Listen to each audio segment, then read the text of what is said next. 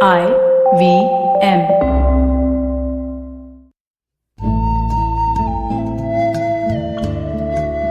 IVM के Hindi travel podcast टेढ़े मेढ़े रास्तों पर आपका स्वागत है।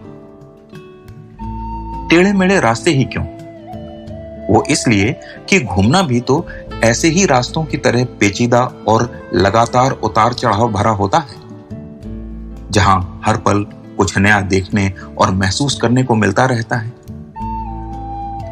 शर्त बस यही होती है कि आंख कान खुले रहने चाहिए। मैं हूं केशव चतुर्वेदी और मैं आपको ले चलूंगा इस जबरदस्त यात्रा पर और सुनाऊंगा ऐसी मजेदार कहानियां शहरों, किलों, महलों, सड़कों और सबसे अहम इंसानों की, जो पिछले 20 साल से ऐसे ही रास्तों पर भटकते हुए मैंने सिर्फ आपके लिए इकट्ठा की हैं। तो आइए शुरू करते हैं। गोरखपुर से कुशीनगर 50 किलोमीटर दूर है। इस रास्ते में एक जंगल पड़ता है जिसका नाम है कुसुमी का जंगल। इसके पेड़ करीब करीब 100 फीट या उससे ज्यादा ऊंचे हो जाते हैं। अब आज तो कुछ ही मिनटों में जंगल पार हो जाता है, लेकिन भगवान बुद्ध के समय यह जंगल गोरखपुर से लेकर पटना तक फैला हुआ था और इसी के बीच मल्ल जनपद था जिसकी राजधानी कुशीनगर थी। कुशीनगर का ऐसा नाम क्यों पड़ा, इस पर तो कई कहानियां हैं, लेकिन एक कहानी ठीक लगती है और उसके मुताबिक कुसुमी के जंगलों में कुश नाम की घास मिलती है और इसकी बहुतायत होने के कारण और मल्ल जनपद में इसका एक बड़ा बाजार होने के कारण इस जगह का नाम कुशीनगर पड़ गया। हालांकि इसे लेकर भी कई विवाद हैं, तो उन्हें छोड़कर चलते हैं कुशीनगर। आज कुशीनगर बहुत छोटा सा शहर है और लगता ही नहीं कि कभी ये एक मजबूत साम्राज्य की राजधानी रहा होगा। एक और खास बात यह है कि शहर 2 भागों में बटा हुआ है। असल में बरसों पहले मैं एक टीम के साथ गोरखपुर से पटना जा रहा था। कुशीनगर रुकने का कोई कार्यक्रम भी नहीं था। फिर न जाने क्या हुआ, शहर में पहुंचकर कार खराब हो गई। ड्राइवर उसे ठीक कराने चला गया और हम शहर में यूं ही घूमने लगे। एक बात और है कि उस समय तक मुझे कुशीनगर के महत्व के बारे में कोई जानकारी नहीं थी। मुझे तो लग रहा था कि मैं यहां फंस गया हूं, बस किसी तरह निकल जाऊं तो अच्छा रहेगा, वरना एक दिन बर्बाद हो जाएगा। असल में हम शहर के बीच से गुजरती सड़क के बाईं ओर घूम रहे थे। यहां अव्यवस्था थी, गंदगी थी और उत्तर प्रदेश या बिहार के किसी आम कस्बे जैसा ही ये लग रहा था। कहने को तो यहां कॉलेज भी था, यूनिवर्सिटी थी और उस समय पढ़ाई भी चल रही थी। फिर भी न जाने क्यों वहां कुछ भी खास नहीं लग रहा था। कार जब तक बनकर तैयार हुई तब तक रात हो गई थी।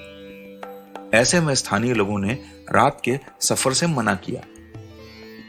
अब मुश्किल ये थी कि रुका कहां जाए, तो हमें बताया गया कि आप सड़क के दाएं तरफ जो इलाका है उसमें एक होटल है, वहां चले जाइए। उस होटल में पहुंचे तो हैरत में पड़ गए। काफी शानदार होटल था।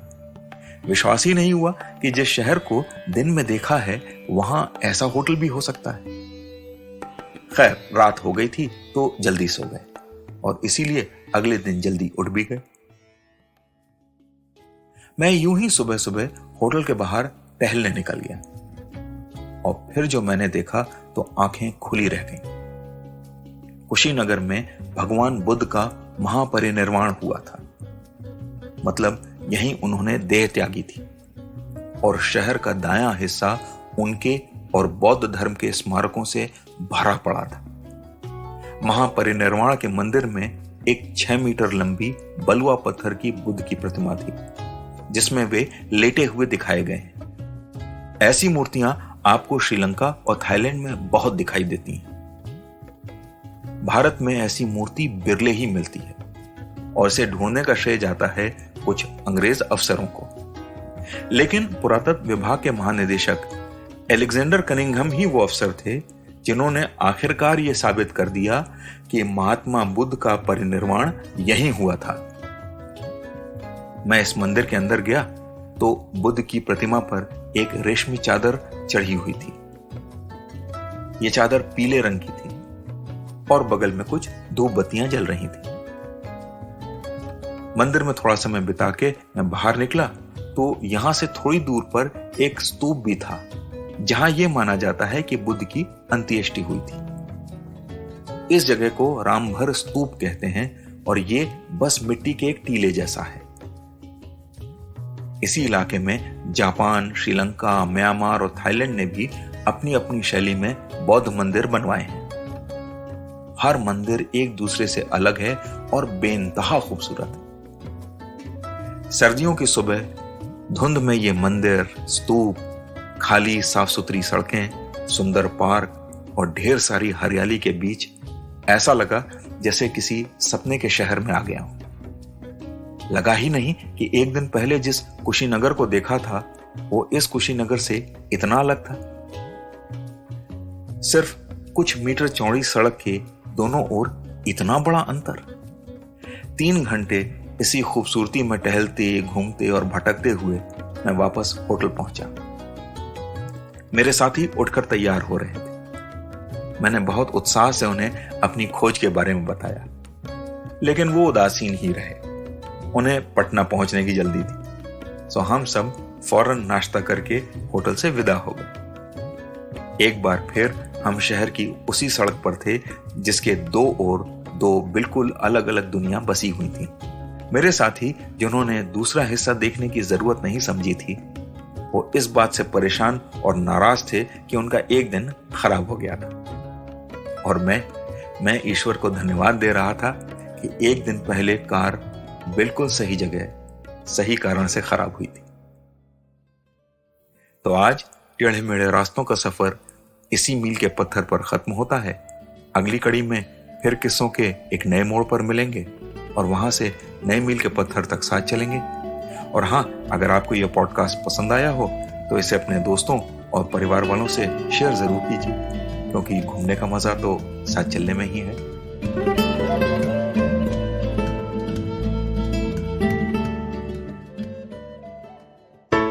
Hey, it's been another great week on the IVM Podcast Network. On The Habit Coach, former Mrs. India Madhuri Sharma shares her fitness journey and the experience of working towards winning a beauty pageant with Ashton. On Raw and Organic, founder Jitendra Choksi tells Kunal what it was like building his fitness community fitter. Should the government impose a price limit on film tickets? The Pulyabazi hosts contemplate this in their new series Ek Sawal Kahi Jawab. On Tede Mede Raste, Keshav travels to New Mexico and tells us all about it. And on Marathi Kirkitun, the Deshmukhs talk about insects and their part in the cycle of nature. Do follow us on social media. We're IVM Podcast on Twitter, Facebook, Instagram, and LinkedIn. And remember, if you're enjoying this show or any of our other shows for that matter, please do tell a friend. Don't forget to rate us on any of the platforms you're listening to us on. And also remember, you can check out a lot of our stuff on YouTube. Go to ivmpodcast.com/YouTube and you'll get a list of all the various channels that we do have. And finally, we'd like to thank our sponsors this week, Bank of Baroda and CoinSwitch Kuber. Thank you so much for making this possible. जिस तरीके से हमारे माँ बाप ने अपने career की सीढ़ियाँ चढ़ी थी, वैसे आज के जमाने में तो पॉसिबल है ही नहीं गुरु, क्योंकि हमारा जमाना इतना कॉम्प्लिकेटेड है। आज क्या नहीं है, कंपटीशन है, सोशल मीडिया है, इतना इंफॉर्मेशन ओवरलोड है कि करियर का टेंशन ज्यादा होता है, उस पर काम कम। टेंशन लेने से कोई फायदा तो है नहीं। क्या करते हैं, ठंडे दिमाग से सुनते हैं प्रोबेशन से प्रमोशन तक पॉडकास्ट को हर सोमवार, जहाँ पे सिर्फ प्रैक्टिकल बातें होती हैं आपके करियर की। और कौन करता है वो? मैं आपका होस्ट अभिनव त्रिवेदी। ये पॉडकास्ट आप सुन सकते हैं IVM पॉडकास्ट की वेबसाइट, ऐप या फिर किसी भी अन्य पॉडकास्ट स्ट्रीमिंग प्लेटफॉर्म पर।